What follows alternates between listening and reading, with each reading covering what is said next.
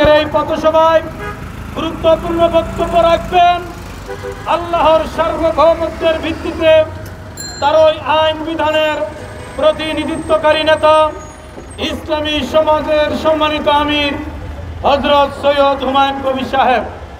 মোহতারাম আমির সাহেবকে আজকের এই পথসভায় বক্তব্য রাখার জন্য বিশেষভাবে অনুরোধ করছি। আল্লাহু আকবার। সার্বভৌমত্ব একমাত্র আল্লাহর, মানি না মানব না, মানি না মানব না। জাহান্নামে যাবে তারা, জাহান্নামে যাবে তারা, জাহান্নামে যাবে তারা। ঈমান আমল ধ্বংসের কারণ। আল্লাহু আকবার। আসসালামু আলাইকুম ওয়া রাহমাতুল্লাহ। আমরা মহান রব, সার্বভৌম ক্ষমতার একমাত্র মালিক সৃষ্টিকর্তা আল্লাহর শুকর আদায় করি। সকলে বলি আলহামদুলিল্লাহ। রাসূল করিমের উপর দুরূদ পাঠ করি সাল্লাল্লাহু আলাইহি ওয়াসাল্লাম। সম্মানিত চট্টগ্রাম মহানগরের আগ্রাবাদ বাণিজ্যিক এলাকার সচেতন ভাই বন্ধুরা, উপস্থিত অনুপস্থিত দেশবাসী ভাই ও বোনেরা, আপনাদের সকলকে আন্তরিকভাবে ভালোবেসে সকলের কল্যাণের জন্য বলছি, মানব জীবনের সকল সমস্যার একমাত্র সমাধান হচ্ছে আল্লাহর দেওয়া জীবন বিধান ইসলাম। মানুষের সমাজ রাষ্ট্র গঠন এবং পরিচালনা করার জন্য কল্যাণকর পরিপূর্ণ একমাত্র সংবিধান হচ্ছে আল কোরআন। আল কোরআনকে বাদ দিয়ে মানুষের রচিত ব্যবস্থার ভিত্তিতে আল কোরআন বিরোধী সংবিধান হচ্ছে মানুষের সমাজ রাষ্ট্রের মূল সমস্যা। আর সমাধান হবে না, হচ্ছে না।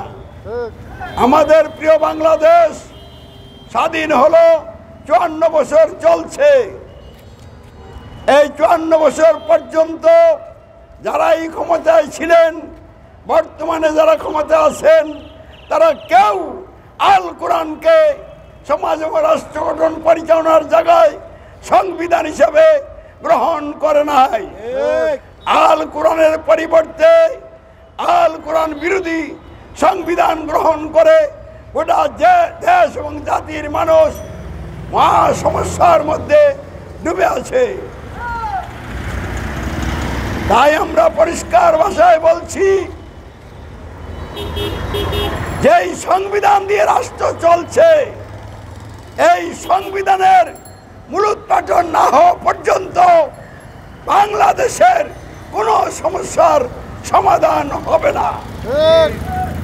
তাই ক্ষমতার পরিবর্তন যদি আমরা করি সংবিধান বহাল রেখে, তাহলে এটা আমাদের জন্য একটা বোকামি ছাড়া আর কিছু হবে না। তাই সংবিধানেরই পরিবর্তন ঘটাতে হবে। আল কোরআনকে সমাজে রাষ্ট্রে সংবিধান হিসেবে প্রতিষ্ঠা করতে হবে। আল কোরআনকে সংবিধান হিসেবে প্রতিষ্ঠা করতে হলে যে সংবিধান দিয়ে রাষ্ট্র চলছে, এই সংবিধানের মূলোৎপাটন করতে হবে। তাই এখন আমি আপনাদের উদ্দেশ্যে স্পষ্টভাবে বলবো, এই আল কোরআন বিরোধী সংবিধানের মূলোৎপাটন করে আল কোরআনকে কিভাবে সমাজে রাষ্ট্রে সংবিধান হিসেবে প্রতিষ্ঠা করা যাবে।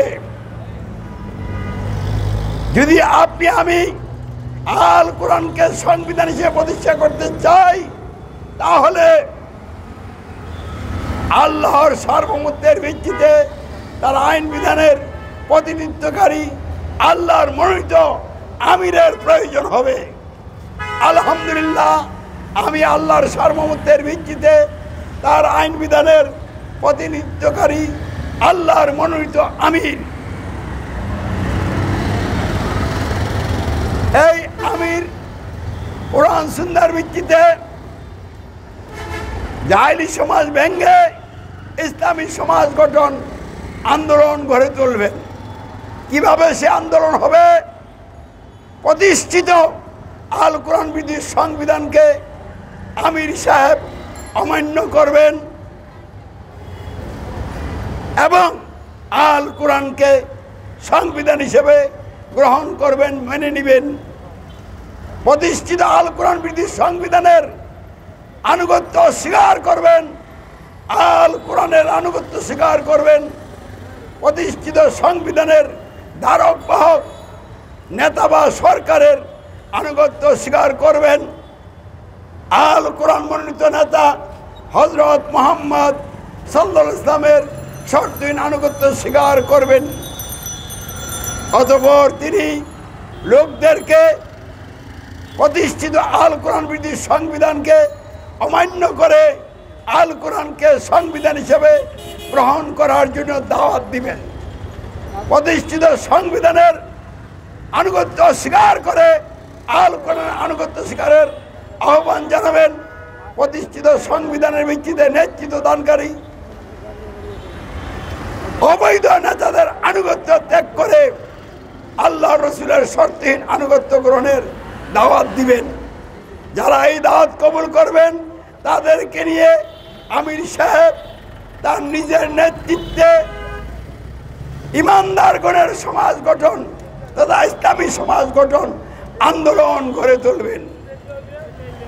জাহেলি সমাজ ভাঙবে, অর্থাৎ কোরআন বিরোধী সংবিধানের অধীনের সমাজ ভেঙ্গে কোরআনের অধীনে একটি সমাজ গঠিত হবে। এই দুই সমাজের মধ্যে দ্বন্দ্ব লাগবে।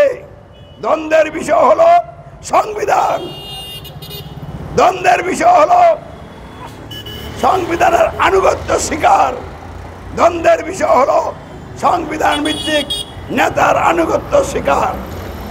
কোরআন বিরোধী সংবিধান আর কোরআন বিরোধী সংবিধানের আনুগত্য যারা স্বীকার করেছেন, কোরআন বিরোধী সংবিধানের ধারক বাহক নেতাদের আনুগত্য যারা স্বীকার করেছেন, তারা হলো জাহেলি সমাজ, অকল্যাণকর সমাজ।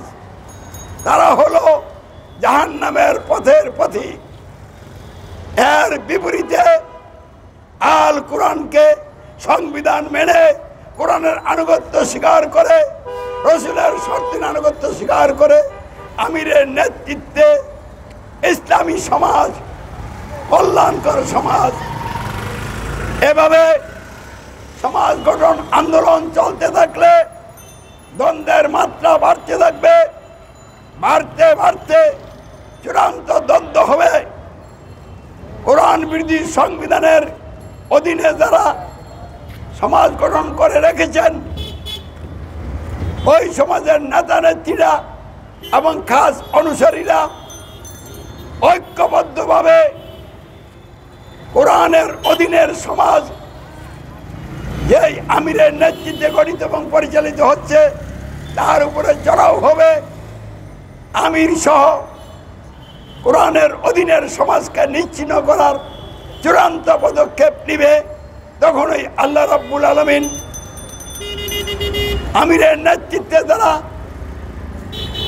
কোরআনের অধীনে সমাজ গঠন আন্দোলনে দৃঢ় আছেন, এগিয়ে চলছেন, আল্লাহর উপরে নির্ভরশীল হয়ে আপসহীনভাবে মানুষকে ভালোবেসে আন্দোলন চালিয়ে যাচ্ছেন, তাদের পক্ষে আল্লাহর বিশেষ সাহায্য অবতীর্ণ হবে।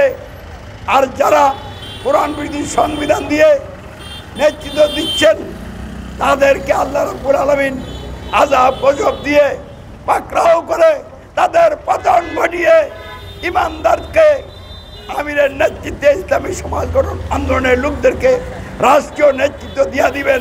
দুনিয়ার কোনো শক্তি ঠেকিয়ে রাখতে পারবে না।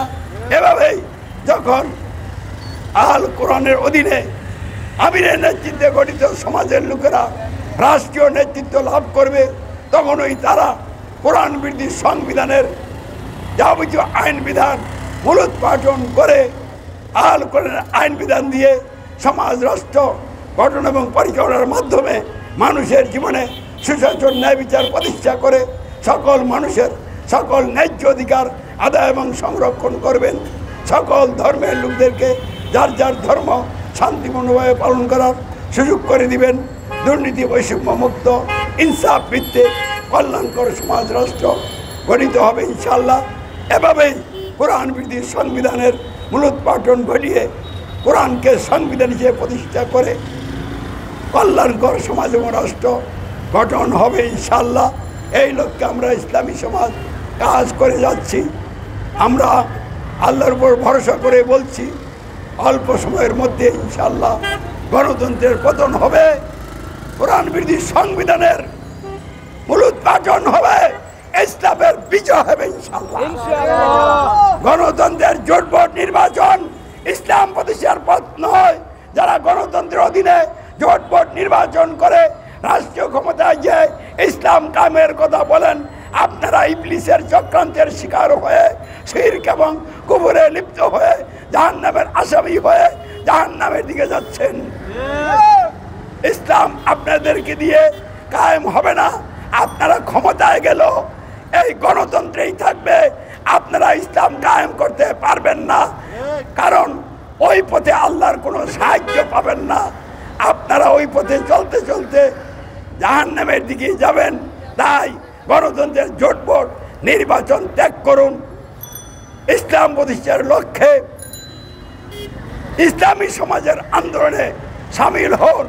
তীব্র আন্দোলনের মাধ্যমেই গণতন্ত্র এবং কোরআন বিরোধী সংবিধানকে বিদায় করা হবে ইনশাআল্লাহ। আল্লাহ আমাদেরকে এই লক্ষ্যে কবুল করো। সকলকে ধন্যবাদ। সালাম। আসসালামু আলাইকুম ওয়া রাহমাতুল্লাহ।